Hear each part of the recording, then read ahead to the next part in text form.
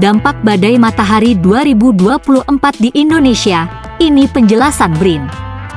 Para ilmuwan dari National Oceanic and Atmospheric Administration, NOAA, mendeteksi kehadiran fenomena badai geomagnetik yang berdampak pada gangguan penjalaran sinyal satelit, GPS dan komunikasi di seluruh dunia. Fenomena ini dipicu oleh coronal mass ejection, CME, dari matahari yang mengarah ke bumi, sehingga terjadi interaksi geomagnetik dan berdampak untuk beberapa pekan.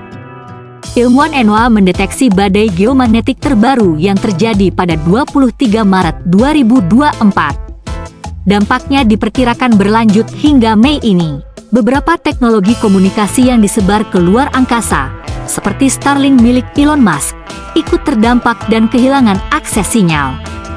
Sementara untuk Indonesia, peneliti memperkirakan akan terjadi gangguan sinyal namun tidak separah di wilayah lain. Dampak badai geomagnetik untuk Indonesia adalah gangguan penjalaran sinyal GPS dan komunikasi.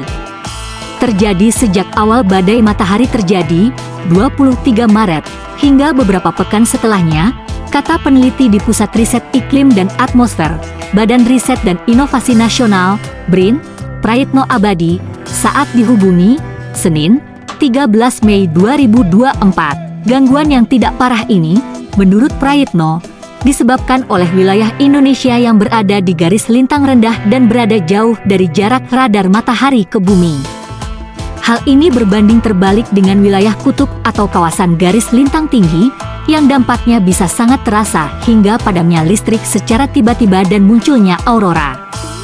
Badai geomagnetik ini fenomena global dengan dampak gangguannya bisa terjadi di lapisan atmosfer ionosfer Indonesia, atau di ketinggian di atas 90 km yang berisi plasma, ucap Prayitno. Menurut dia, badai geomagnetik terbaru yang dideteksi oleh NOAA itu berada di indeks 400 cm dan termasuk ke skala dampak ekstrim. Kendati pancaran geomagnetik dari matahari mencapai lapisan ionosfer, kata Prayitno, tidak akan membuat gangguan penerbangan pesawat di wilayah Indonesia, karena penerbangan hanya dilakukan di ketinggian 10 sampai dengan 15 km dan tidak sampai ke lapisan ionosfer.